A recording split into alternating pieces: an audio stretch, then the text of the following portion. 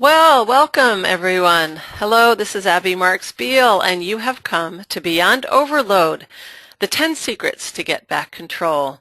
This is one of my favorite programs to share with folks because it's really the 10 secrets that help give my life back some control. And you'll see as I go through the program today what specifically I'm talking about. And I'll share with you some personal things that I hope you'll indulge me with and that you'll understand and maybe even relate to that might help you as well to get back some of your control.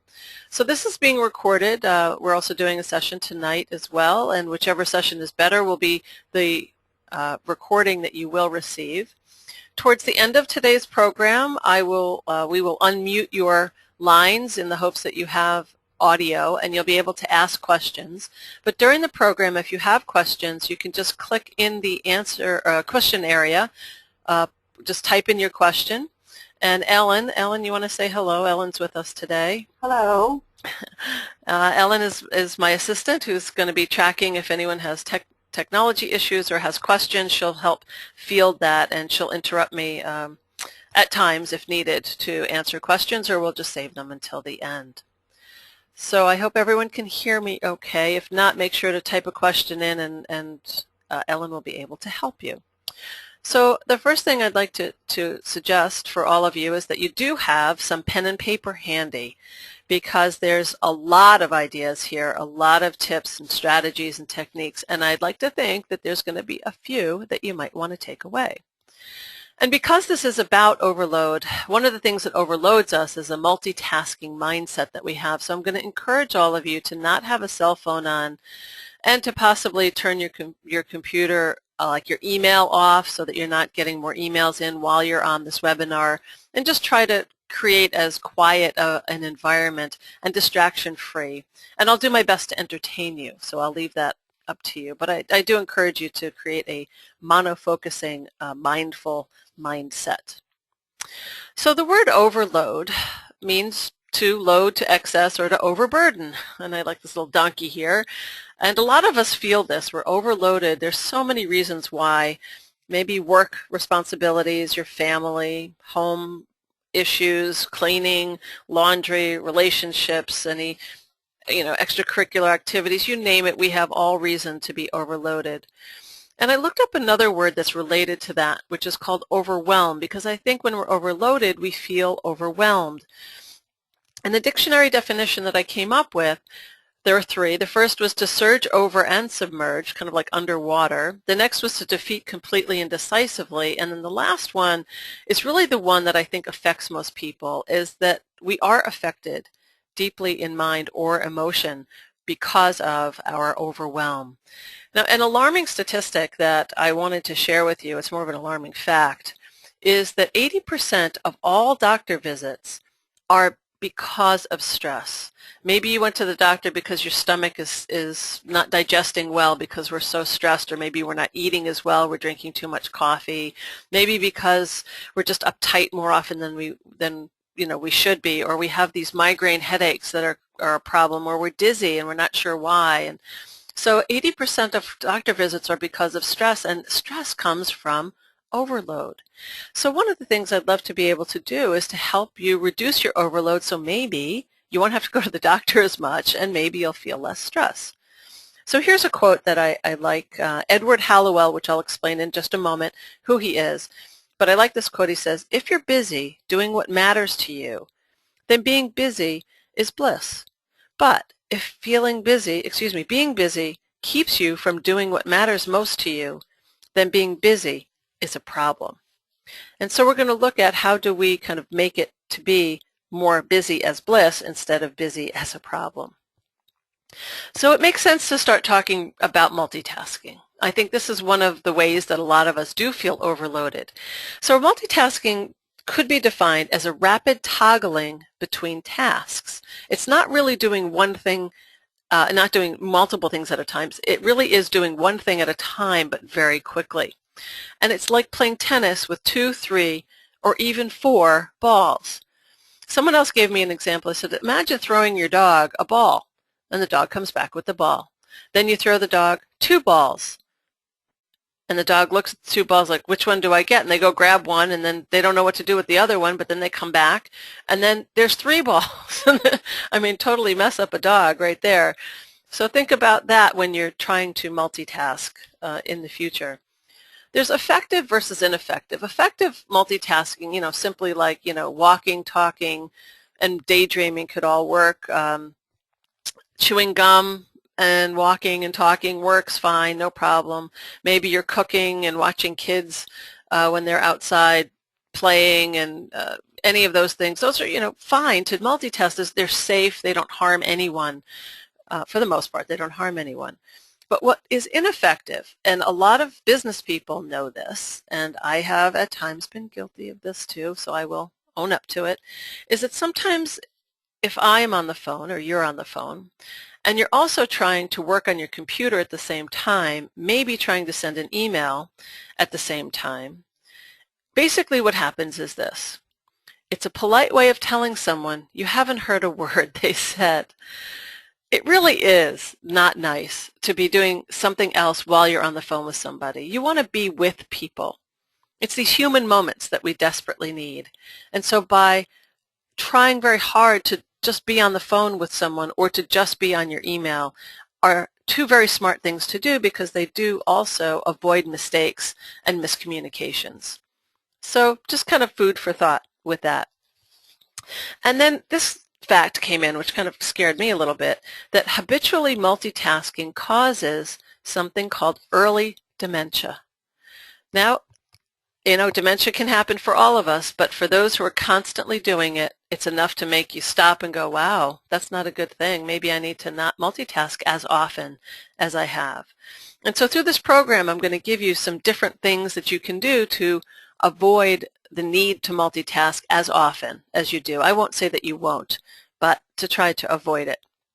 This is a great book. Now here, if you do have pen and paper, I do recommend you write down some of the books that I share with you. I have some book covers and some authors that I think are really good and very helpful for this situation. So you can take or leave these as you wish. But one is called Crazy Busy by Dr. Edward Hallowell, and he was the one who gave me that quote about bliss and being a problem of being busy.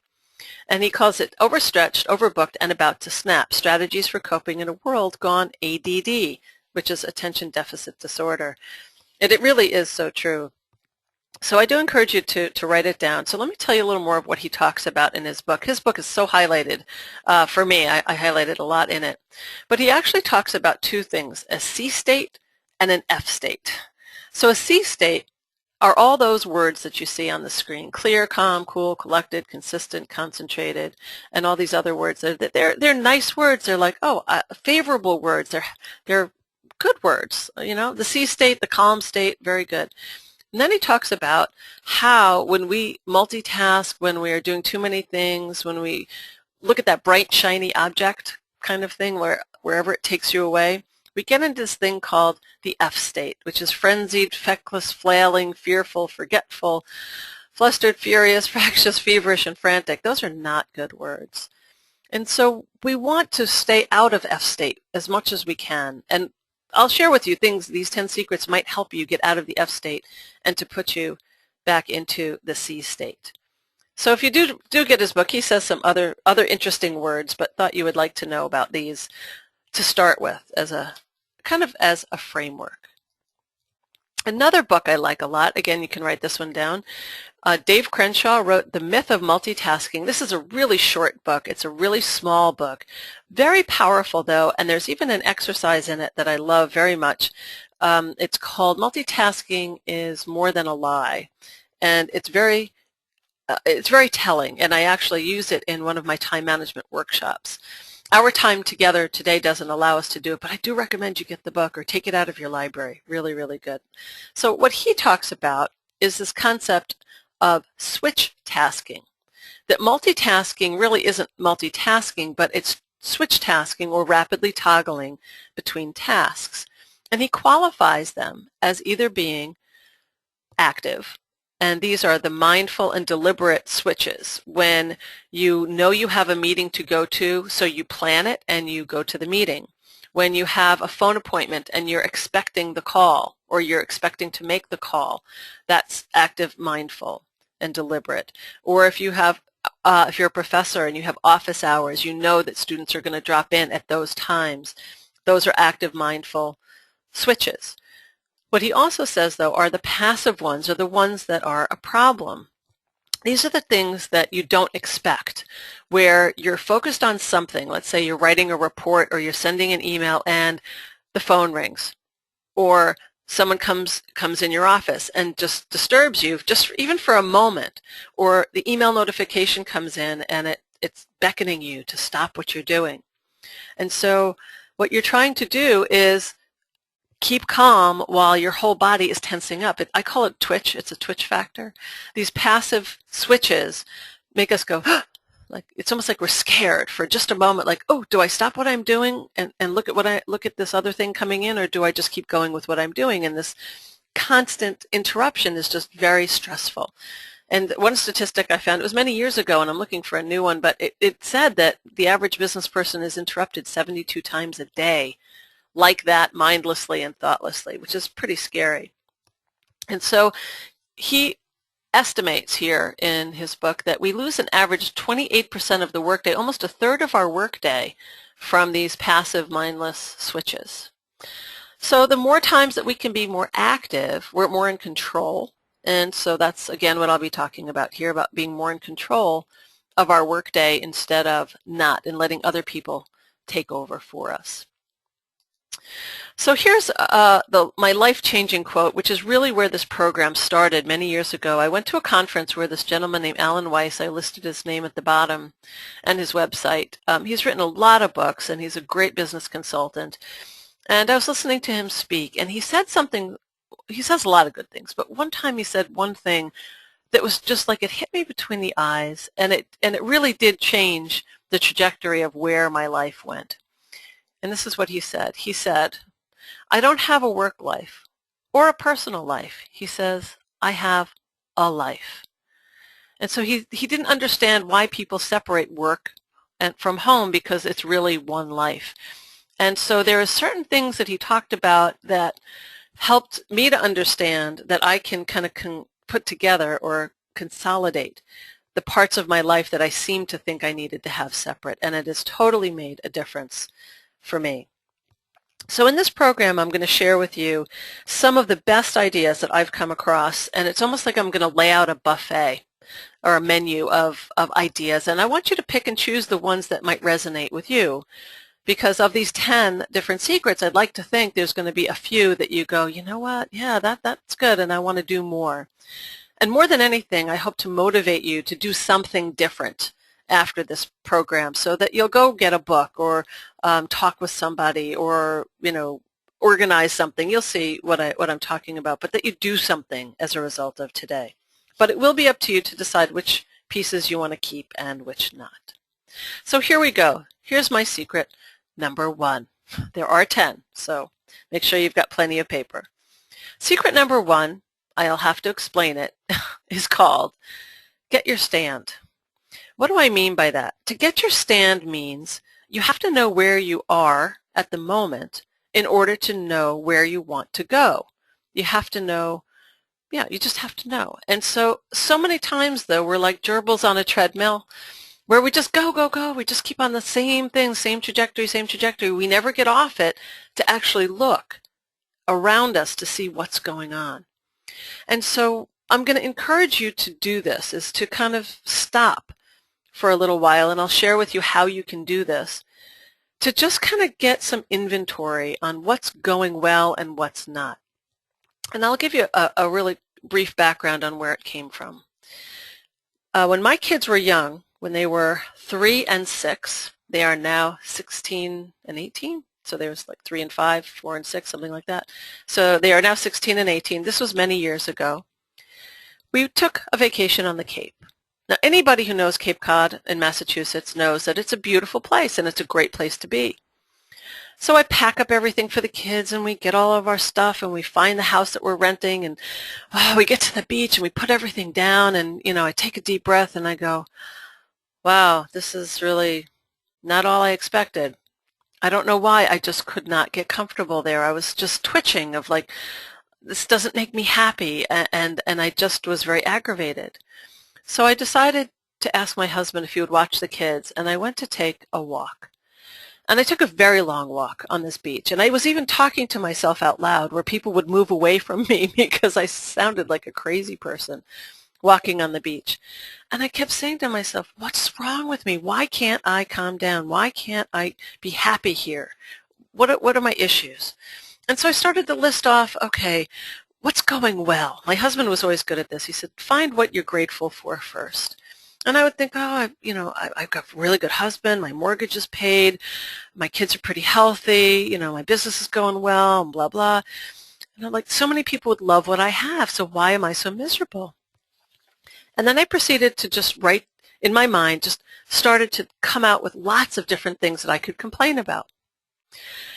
So when I came back to the blanket where the beach blanket was, I decided to just go to the car to get some paper because I needed to write these down. I think I do better when I see them.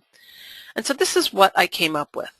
I started with a list, and I called it the what's working and what's not list.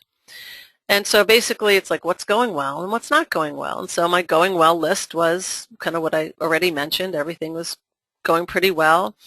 And the list is longer, but I just kind of gave you a smattering of it. And the what's not going well, I have quite a bit there, but I only gave a smattering of it for you to take a look at because these are the things that at the time were kind of the most pressing. And yes, some of them were silly. Some might even say, oh, that's stupid. But, to me, it was important. And so let me briefly tell you what I did with this list. Not only did I look at it, but I did something with it. So the first thing I did was I worked on my top 3 things that I said, if I could fix these 3 things, life would be better. So the first was I didn't want to feel guilty anymore about not providing healthier meals for my kids. And there was all the stuff about how you add more vegetables to their diet and how to, have fresh food. And I'm like, I'm too busy. They've got chicken nuggets, French fries, and mac and cheese. That's pretty much the diet because that's the easiest thing to cook. And I said, what can I do about this? I don't have a lot of money. I can't hire a chef or anything like that. What do I do? So I started to talk to a few people. And the second person I talked to, I said, what do you think I could do about this? And what she did was she provided me with a woman who happened to be her mother, who just came to live with her, a nice Italian grandmother who loved to cook and wanted nothing more than to help us out. So once a week for 1 year, she and I would talk, and she'd say, what do you think the kids want this week? And she would bring over a pan of lasagna and some pasta fazool. She would bring over spaghetti and meatballs or lasagna. I mean, it would be a combination of different things. 2 pans of something every week, and it cost me at the time between $20 and $30 per week. So for about 5 nights a week, I had healthy meals, adding salad and bread for my kids, and my guilt went away. It was just a beautiful thing. So that was the first thing I did, but obviously it wasn't on the vacation that I did it. Getting Resolve on vacation helped, though. The next thing I had a lot of energy around was I needed just a little more time to work on my business because in my business, working self-employed, and I had a 4-year-old at home. He still wasn't in school, so I was trying to work while he had a couple of days of preschool. I just needed a little more time to work in my business and speak to clients, and I thought, how could I do that? How could I not be so stressed about getting this time? So I decided one Friday morning a month, I would get a babysitter and I would get my work done. So from 8 to 12, one Friday a month was all I needed, fixed my problem. The rest of the month was calm. Great, that was wonderful. And the last idea that I had a lot of energy around was that I didn't get time alone with Chris. That's my husband.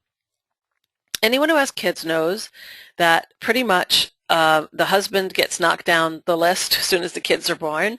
And you have a life together, but many times it's parallel. It's not perpendicular where you actually intersect. You never get much time alone.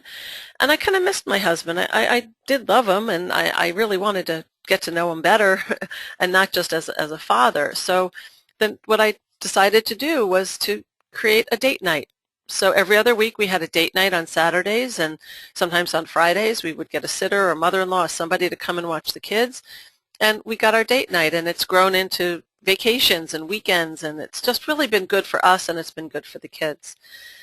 And so what I encourage you to do as homework, we don't have the time here. If we were in a workshop, I'd have you do it, but is for you to have a piece of paper and on one side put what's working and what's not working, and take like 10 or 15 minutes of quiet time with yourself to think about everything, the nitpickiest little things in your world that you feel that you want to write down. And make sure you do put something on both sides.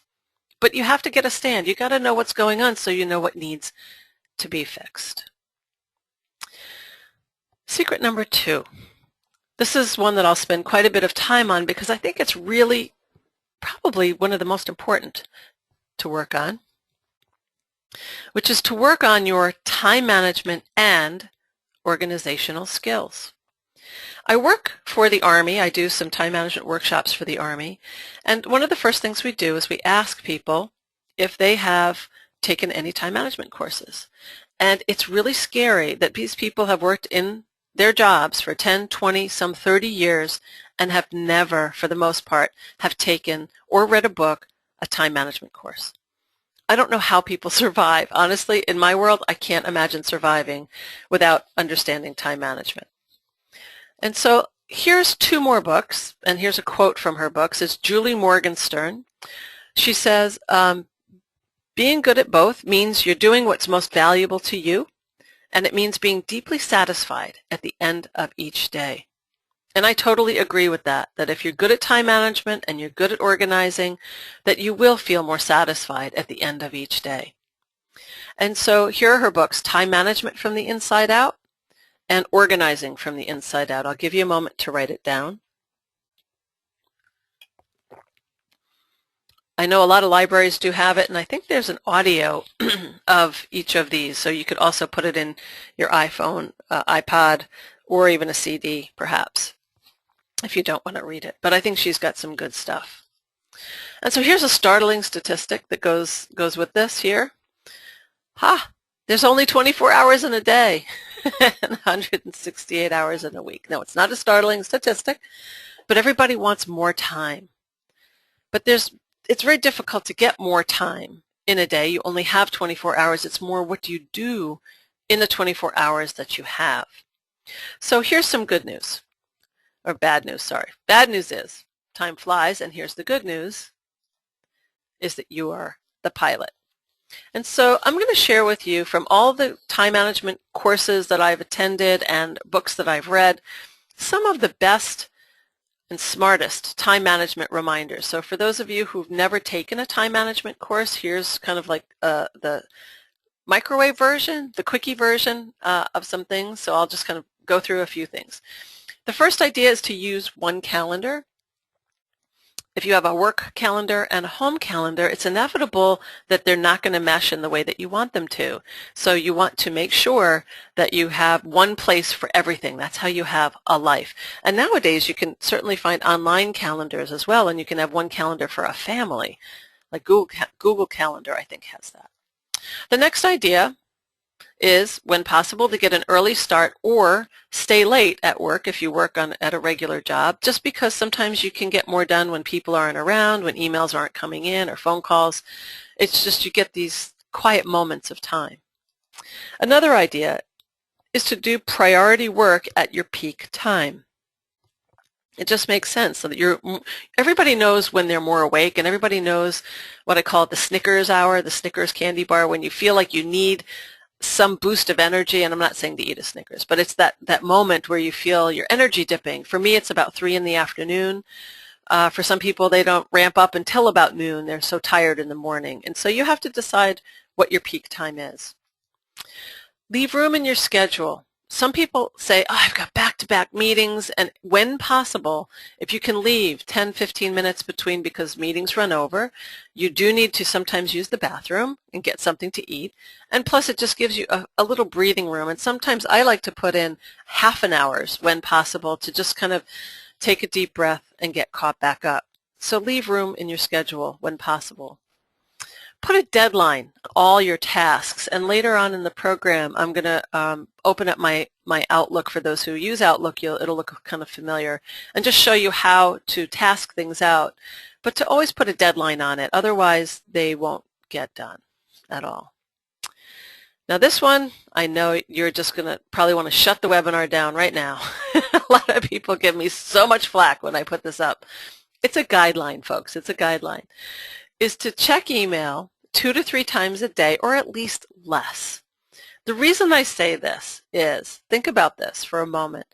If in fact 80%, there's an 80-20 rule in effect here. If 80% of the email you get is junk and 20% is good, then pretty much 8 out of 10 times that you're interrupted from that reminder that comes up, the notification or the ding, whatever you have it set up as, you're interrupted 8 times more than you need to be. And so we want to be looking at, how do you not do that? Now, here's a thought, and this is another book that Julie Morgenstern wrote called Never Check Email in the Morning. And I extend this to really more, never check email first thing in the morning. So if you think about it for just a minute, why not check email first thing in the morning? Well, if you are in a customer service job, okay, this does not apply to you. That is your job, is to be in customer service and to check your email. But if you're not in direct line customer service, most people can not check their email the moment that you come in. The reason is the minute you start doing email, the direction that you had for your day, you think it's going straight, but it starts to veer off to the left or to the right, and you never get back on track. And so she suggests that you do something, an important project, a communication, do research, whatever you need to do first thing, maybe the first 30 minutes to an hour of your day. Get it done so you've got something concrete done for the day before you open your email, so that if email takes you off track, you now feel like, okay, I got something done today, and now I can move on. And so think about, if you, let's say you get into work at 8 in the morning, that you don't open your email till 9, and then you open it at 11:30, and again maybe at 2:30. And maybe even put an autoresponder, out of office responder, that just says, I check email at 9, 11:30, and 2:30, and if you need me in between, call this number. It's one way of understanding who's the master and who's the slave of your email. And I'll bring that up again in just a few minutes. So it's just a great idea. Imagine only having 3 times during the day that you spend on your email. Something to think about. Another time management reminder, handle each piece of paper only once. You might have heard that. It basically means not just to handle it once, but every time you have an email or a piece of paper, move it one step closer to its final destination. It's kind of the way to keep things moving instead of keeping it in a stuck pattern. Another idea, I love this one, make appointments with and for yourself. Those things that you want to do. You want to have coffee with a friend?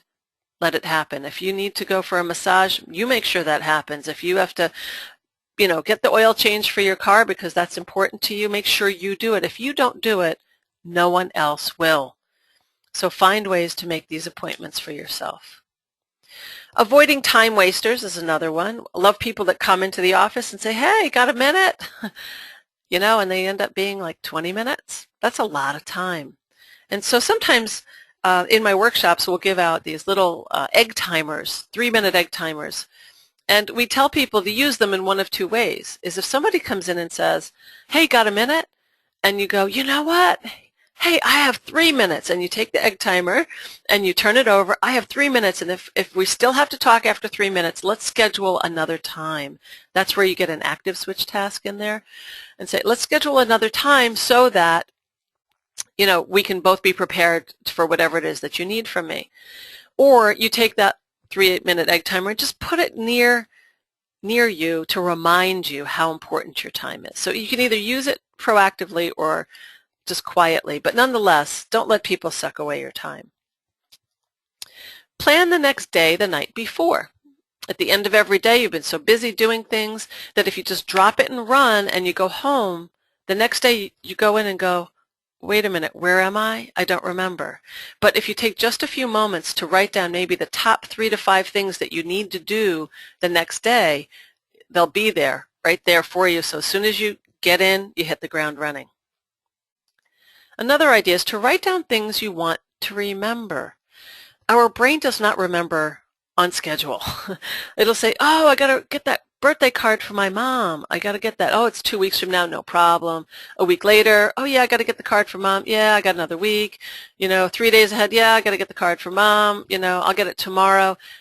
4 days later, you remember like, oh, I forgot to get the card for mom. Like, oh, not good. So if you want to remember something, write it down because the visual reminder will help you to remember. And then another idea is to learn to say no. This is one of the hardest things, and people tell me this, and I know personally it's one of the hardest things to do, but it's the most powerful word in our time management vocabulary, is no. So here's a couple things about that. Boundaries help you stop reacting to everyone else's expectations and start living by your own. You aren't being demanding of anyone else, you're simply taking control of your own life. You're choosing more effective choices and better using your most precious resource, you. So that Simplify Life website is a good resource. And then here's another quote I found. I love this quote by John Maxwell. Don't let your mouth overload your back. Don't let your mouth overload your back. It's so true how many times we say yes to people, oh, because you know that's what they want to hear, but then you're stuck doing whatever it is that you just said yes to. So you want to say no more often because a no is a yes to yourself. Let me repeat that. Saying no is a yes to yourself. And I challenge everyone on this call or anyone who watches this webinar to say no once in a while, tactfully and kindly, to something that you just know is going to be very stressful for you. Just don't do it.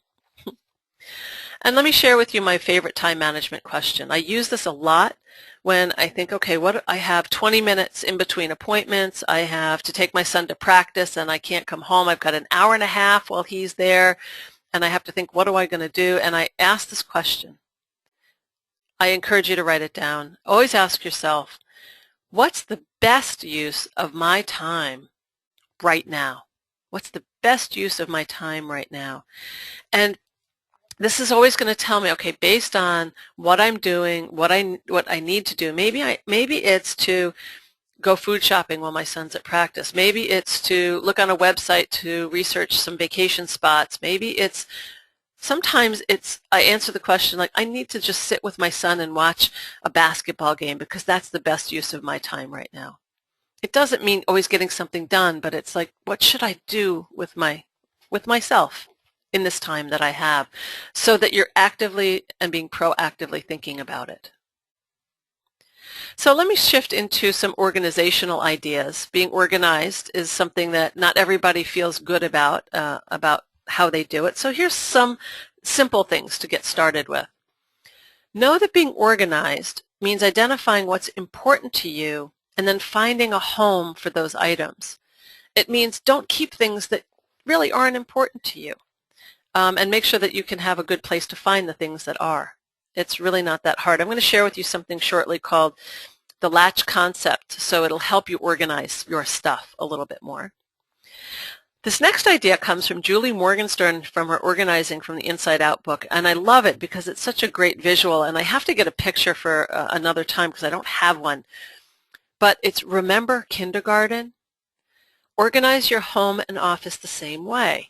So I want you to try very hard to think about what a kindergarten classroom looks like. It is the most incredibly simple place to find things on the planet. You can find, here's the block corner, there's the book corner, there's the snack corner, there's the Coke corner, there's the drawer that has the staplers and the scissors, and there's the glue sticks and the crayons. I mean, everything is labeled and it's colored and it's simple, and it's really as simple as that. And so if you are living with all kinds of junk around you, think about kindergarten and try to make your home and office the same way. It'll be nice to work in. Using the 80-20 rule, I already mentioned the 80-20 rule around email, but let's look at this. 80% of the clothes in our closet we don't wear. We only wear about 20%. 80% of our friends we don't spend time with because we can't, we're too busy, we choose not to. We only spend time with 20% of our friends. 80% of business income comes from 20% of the clients.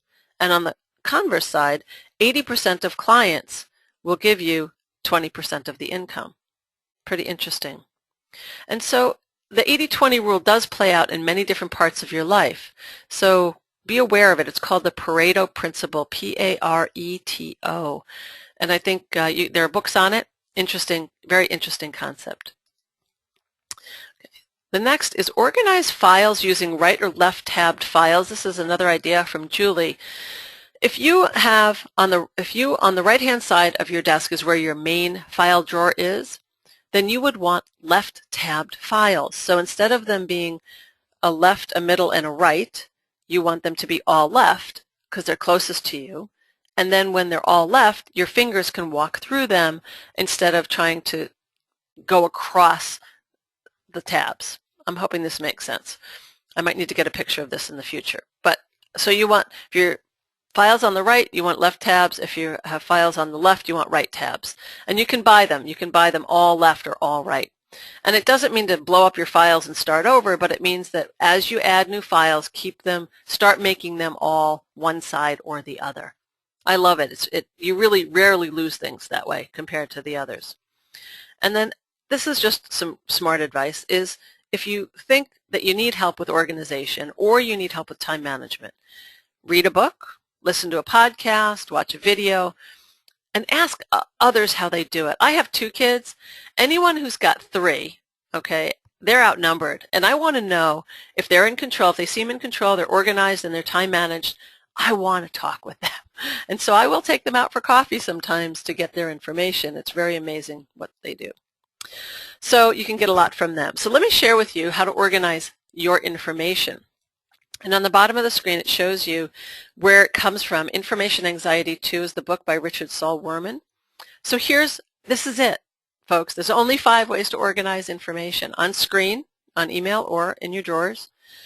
You can organize it by location. So if you happen to have offices in different places or different departments in your company, you can do it by location. You can do it by alphabet. So you could have it by location and then by alphabet. Time is by chronological order. So it could be quarterly reports, yearly reports, monthly, anything like that, anything that goes in order. C is by category. If there's certain categories that you can put together. An email, that's probably the first place where people need to start, is in category. And H is hierarchy, which is large to small, inexpensive to expensive, anything that has a hierarchy. And so if you look at these 5 different ways, you'll be able to rearrange as you can the way you organize your information. For me, it's been life-changing. And I don't have time to go into more of it, but to me it's been very, very helpful for finding stuff. So that's mostly what I would want to talk about with time management and organization. So I'm just going to ask Ellen, I don't know if anyone has any questions so far. No, there hasn't been any questions. Okay, remember folks, you can put questions in there or hold them until the end. Okay, so the next is 3, secret 3, is to read the best, get rid of the rest. And some of you know that I'm a speed reading expert, and this is one of the things that I teach, which helps people manage their reading workload. So here's the quick and dirty and how to do it. First, to know that there's just a lot to read, and I'm just looking at magazines for an example. Published in the United States as of the year 2010, I'm still looking for a more current result, but nonetheless you see the trajectory, that this is by title alone, number of magazines. It's huge, and there's no way that we're ever going to be able to read the 20,000 some odd periodicals. So what do? The first thing is to take your pile. Now this is a pile of 10 magazines that you see in front of you, and let's just say for argument's sake, each one takes 1 hour to read. That means you need 10 hours to read this pile. So think about, do you have 10 hours? Well, we're going to work on how much time we have once we figure out what of this do we really want to keep. So your task is to put all the material you have in your world together in one place because you're the same person who reads it both at work and at home. And to mentally or physically put maybe a Post-it note on it or a magic marker and rank it on a scale of 1 to 10. 1 is, I can't believe I have this in my pile. It's horrible. Every time I read it, it's just a waste of my time. That's a 1. A 10, oh, I'm so glad you came in. This is so great. This is like the next best thing. This is the best thing since sliced bread. I'm so happy you're here. I'm going to read you next because you're so good. That's a 10. So anything on a scale of 1 to 10, and then make a pile. You want to make 2 piles. An under 6 pile, which you can see in the back, and you see my Sports Illustrated on the top. I'm not a sports person, but some of you might be. And my over 6 pile. And basically, it ended up being half and half. I had 5 that I felt were over 6 and 5 that were under 6.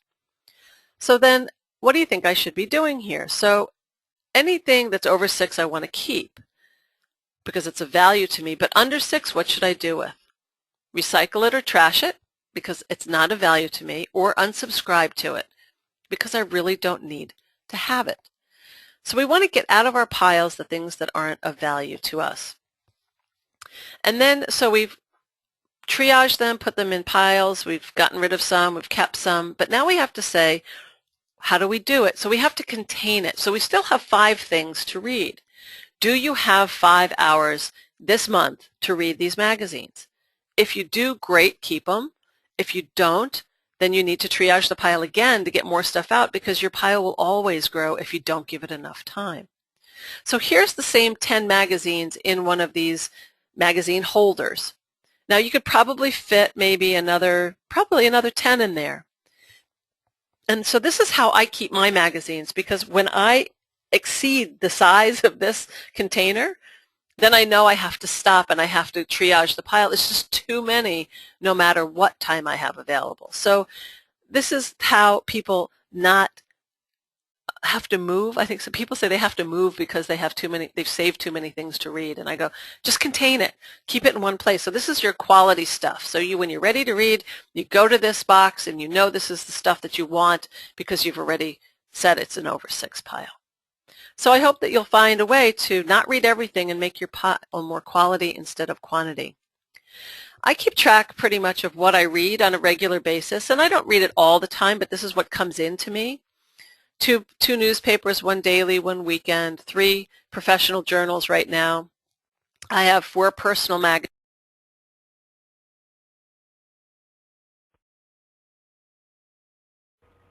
Abby? Abby, it's Ellen. Your sound cut out. Shoot, where did it? Oh my goodness, There I you must are. have hit the mute button. When did I cut out? Oh boy. When you were talking about your professional journals. Oh, okay, thank you. I must have hit You're that. I welcome. apologize. Thank you. You're welcome. Okay, I got to not lean on that. Okay, so the professional journals and 4 personal magazines, and then I also do this with my e-zines or online newsletters, and it changes every month, but it's just kind of helps me to see based on my life and my time available, this is what I can manage, and then it doesn't include any books that I might be reading at the same time. So it doesn't mean I read them all the time, but this is what comes in. So you need to know what can you manage on a regular basis so that it's not an overload. Okay. So moving on to secret 4. And I will at the end go over I'll just repeat the name of each one of these secrets at the end, just for a review, just so you know. Secret number 4. Let technology work for you. And I like this. It says, who's the slave and who's the master? So many of us are slaves to our technology, be it our iPhones, our computers, anything that is technological, we seem to be the slave of. And so think about, your cell phone, your telephone, you've got voicemail on these things. Your computer, you can turn the email notification off. With the web, you can just say, I'm not going there because it'll suck you into something else. But to take more control over your technology. It's really as simple as that. Just take control over it. That's all I want to say about number 4. Number 5. I have quite a bit to say about this one. Secret 5. Get help. We are not put on this planet to be by ourselves and to work by ourselves. So get help from other people. So here's some suggestions. You can get them at work and at home. At work, here are some ideas. Know what you major in and try to delegate the rest. If you can and you can get interns, look for interns online, get people to come and help you on some of the minutiae that you have to deal with. It really does help when you do the things you like to do that you major in and give other people the things that you don't. Ask someone, if you work in an office, to answer phones for you and maybe reciprocate with them. I have an answering service, which is my other person. I pay an answering service to do that. So when I don't want to be disturbed or I just want to have the phone answered by someone besides me so I can get some work done, I'll put on my answering service. So it works pretty well for me. Get training in weak areas. If you know you have some new software or there's some new protocol coming up in your work that you just say, you know what, I really need to get up to speed more with this, go get training. Find a way. You can get things online, a lot of YouTube videos. You can go to Udemy that has training there. There's all different courses you can take, but know what you're weak in and get strong in it through some training. And then network with others who do what you do. One of the places I work is at Yale University, and what they do is they have these brown bag lunches every other Friday. They call them technology lunches. And they get together, and they pick a topic, and it could be Microsoft Excel. It could be, using a different kind of project. And they talk about what do they do in order to do well with this. And sorry about that. What do they do to do well in it? Because everybody has pooled their knowledge. So networking is a great way to do it, and they do it on a brown bag lunch. It's kind of a great way to get help from other people.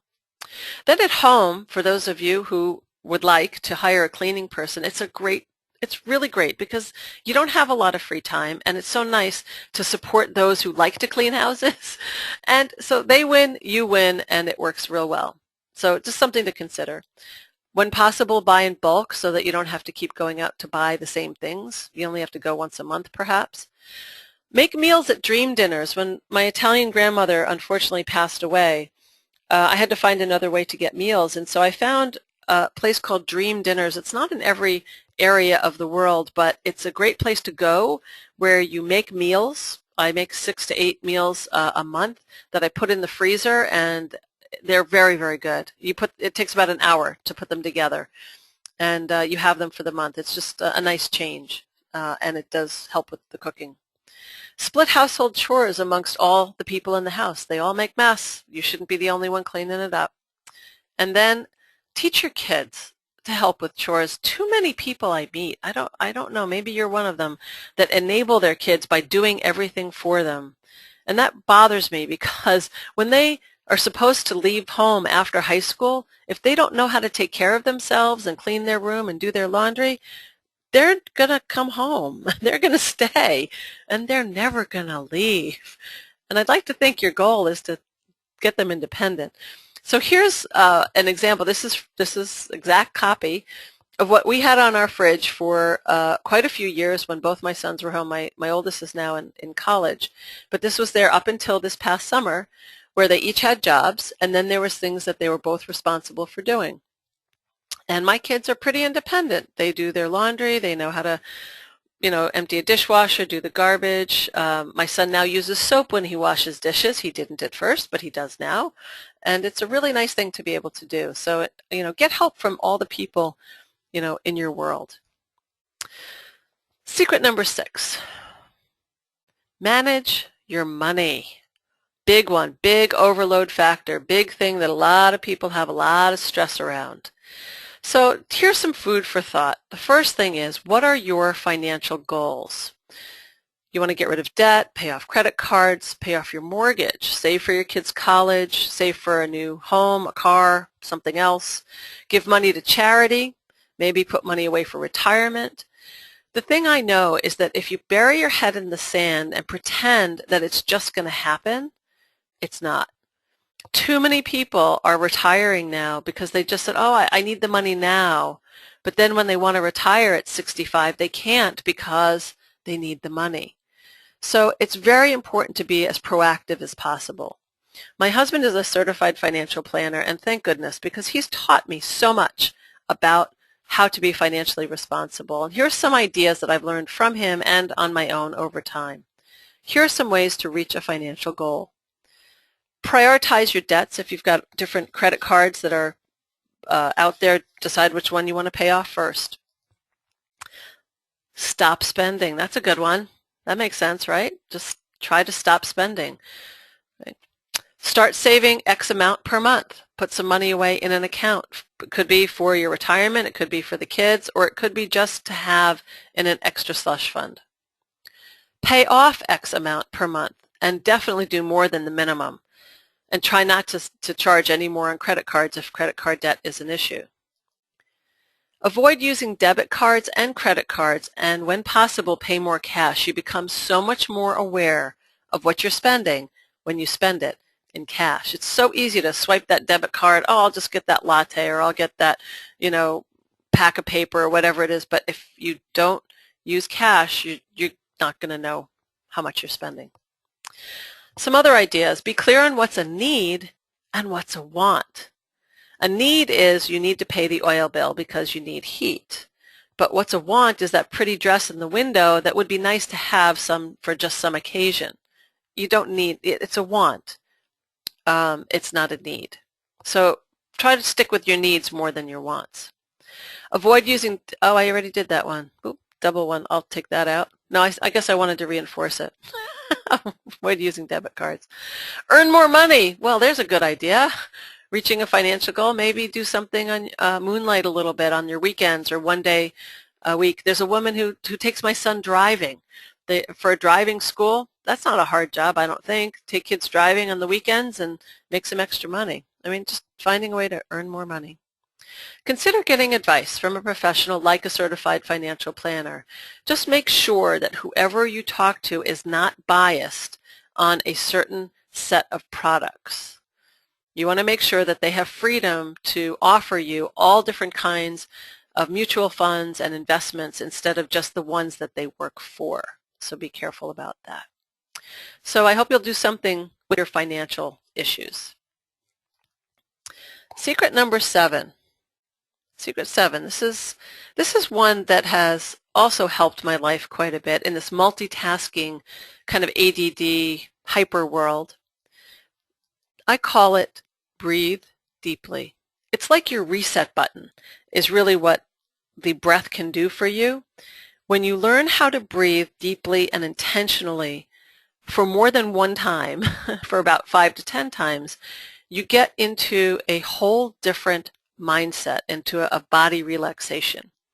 I learned about this through a place in Massachusetts called the Kripalu Center for Yoga and Health, and I put it up here. I have no financial stake in them, with them at all. I just think they're a really great place for people to get quiet in themselves. And I think it's important that people learn how to stop and to just kind of breathe and to be and to try their best to monofocus for just a short period of time, be it through yoga, through meditation, or even right now as you're sitting there listening to me, just kind of stop, and just take an inhale as deeply as you can and then take another exhale out. And you want to try to match it. So if you inhale for a count of 5, exhale for a count of 5. And do that for like 10 times. And it's amazing how good you feel. Again, if we were in a workshop, I would have you do it. We'd do it all together. Some people might fall asleep. It's just a really wonderful thing. And I do it when I start to feel really frenzied at work, and it works really well. So I hope you'll start to learn to use that reset button of breathing deeply. Secret number 8. Secret 8 is think healthy. And there's so many things I could say about this. And it could be about vitamins, it could be about exercise, but I have a little bit of a different take on it because you know about all that. But here's some things, I'm going to give you 5 things to seriously consider with your health. And the first one won't surprise you, is to reduce caffeine. I think, a cup of coffee or a cup of tea or 2 a day at the most is enough. But when you rely on caffeine to keep you awake and you drink so much of it that at the end of the day you may have too much, the side effects of caffeine are things like diarrhea, dizziness, insomnia, heart palpitations, a difficulty focusing. I mean, caffeine can have its side effects. It's like a drug. So ideally you want to ramp it down. So if you have a lot of caffeine in the day, think about substitute something else, preferably water, as you'll come to find out, but something less than a caffeinated drink. It also is a dehydrator. It takes liquid out of your body, and so you need to replace it with water. If you have a cup of coffee, you should have a glass of water to replace the water that's lost from the caffeine. Second idea is to reduce sugar. Sugar is in everything. And the one I want to look at the most is the can of soda. A can of Coke or any of those sugared drinks carry as much sugar in it as 12 teaspoons of sugar. 12 teaspoons in one can. And the more sugar you have in your diet, the higher a tendency you have to get sick. If a cold's floating around, you're going to get it because your immune system is compromised from the amount of sugar in your body. So when you start to cut sugar out of your body, you may find that, wow, you don't get those colds as often and you don't have sinus infections as often because you don't have as much sugar wreaking havoc with your immune system. So find ways to reduce your sugar, but at the same time, to avoid artificial sweeteners. This is something I do encourage you to look up online. Look up side effects of artificial sweeteners, things like aspartame and sucralose and Splenda. They're not the healthiest for people, and it is all chemical for the most part. So you're adding chemical into your diet. So if you're going to add, if you need sweetness, look for natural things like agave or honey, or stevia is another replacement for that. I think you'll find those to be just a better alternative, but watch out because there is still quite a bit of sugar in the agave and honey. Stevia is probably the least calories and the least amount of sugar, and it is all natural, comes from a plant. So that's the third idea. And the fourth idea, this is something to do more of, is to drink more water. The body has, our adult body is 50 to 60% water. And if you dehydrate it with caffeine or you're not replacing it with any kind of good liquid, you are going to become more dehydrated. And that can also wreak havoc with your blood pressure as well. So by drinking enough water during the day, you're going to feel better, be more alert, because your body has the water it needs in order to make cellular function. So try to drink more water.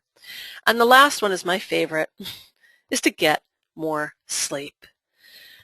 The average human being needs about 8 hours per night, and if you're constantly getting 6 during the week and 10 on the weekends, it's not as good as getting 8 per night. So here's a suggestion, which is to set a bedtime. For anyone who has children, you know that, kids, they need to go to bed on time because if they don't, what happens? The next day, they're cranky. We're all just big kids. So have a set bedtime. So if you have to be up at 6, get to bed by 10. Or if you can get up at 7, you go to bed at 11. Find a bedtime and try to stick to it, and your body and your mind will thank you. So those are my suggestions for trying to think healthy. I hope one of them will stick. And secret number 9, learn your email software. The average person is on email about 1/3 of their day. And so that adds up to a lot of months of time. And most people don't know.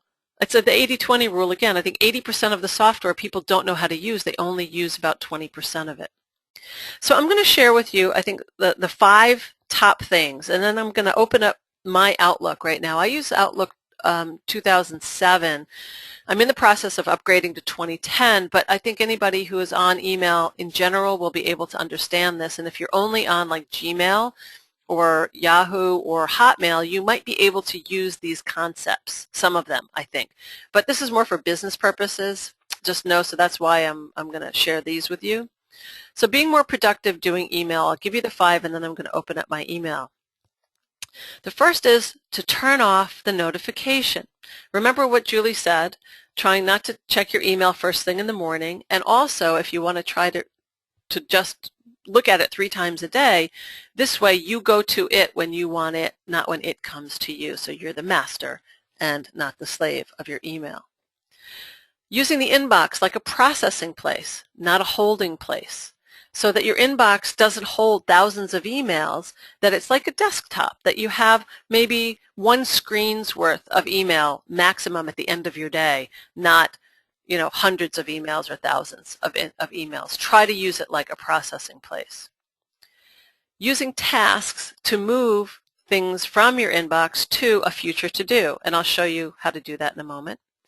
Creating rules to automatically send emails to pre-made folders, and then to create as many signatures as you like, and I'm going to show you how to do that. So we do go until 1:15, just so for those who know, and if you find you can't stay on the call as long as that, don't worry about it. You will get the reminder. You will get it. You'll get the reminder. You get the playback.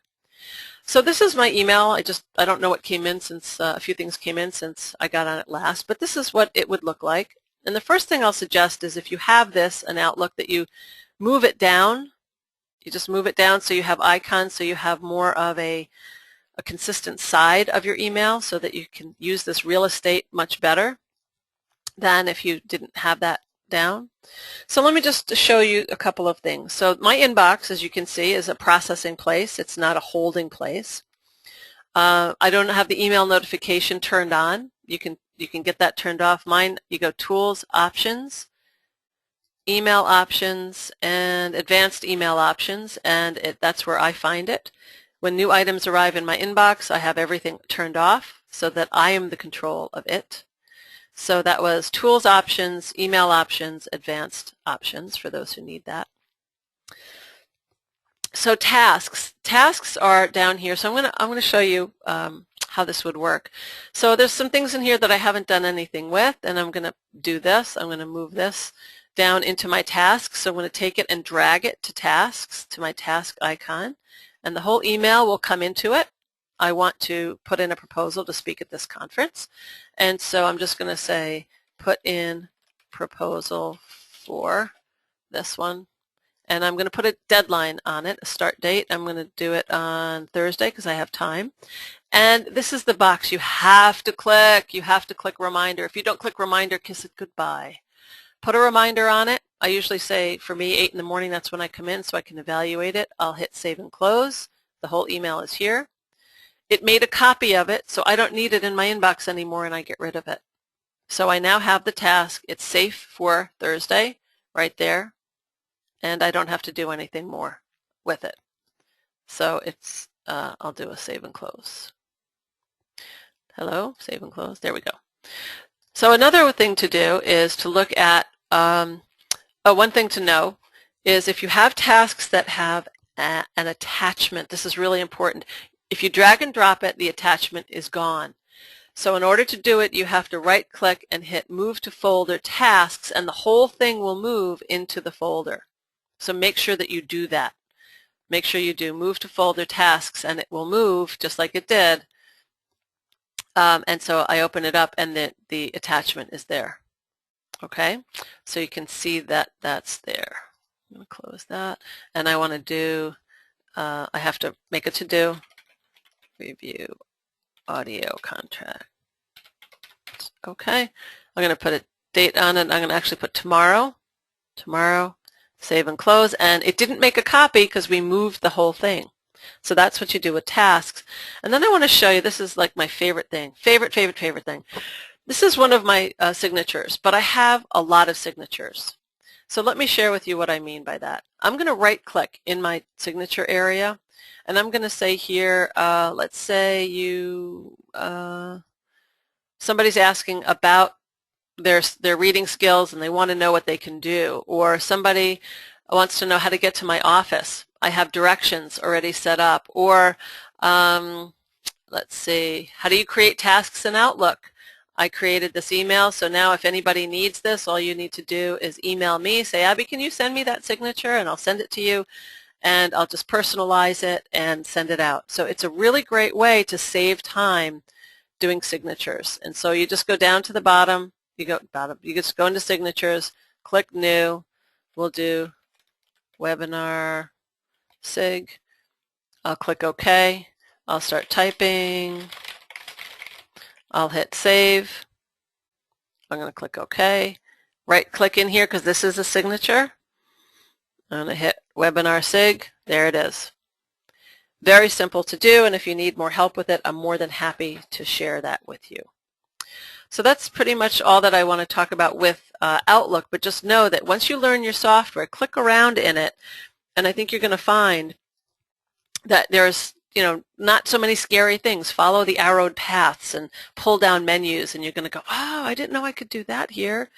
And you learn your software. It really does help make life easier, especially when you spend a third of your day doing email.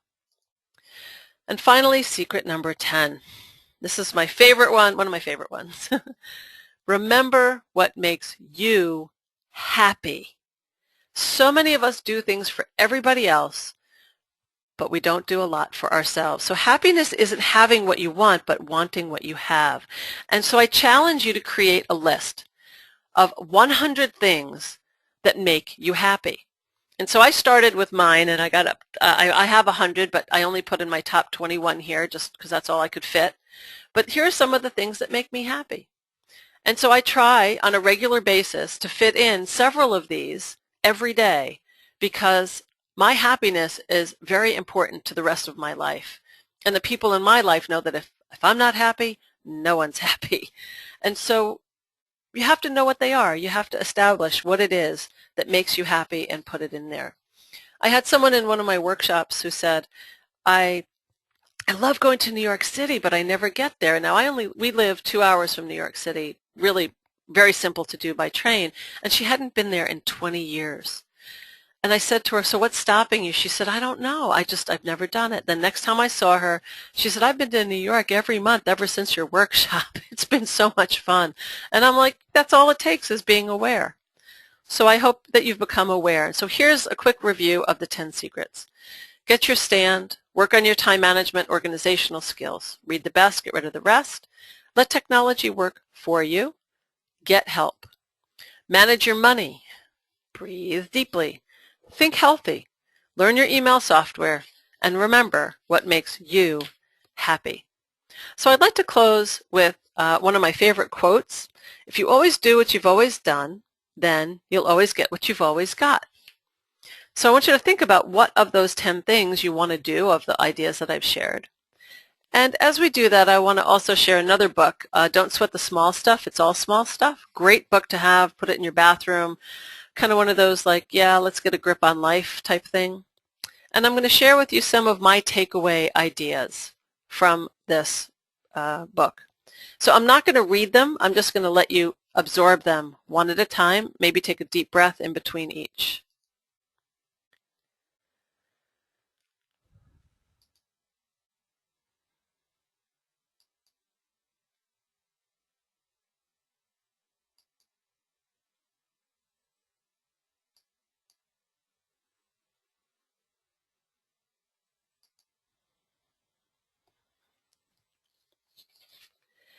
And the last one is, remind yourself that when you die, your in-basket won't be empty.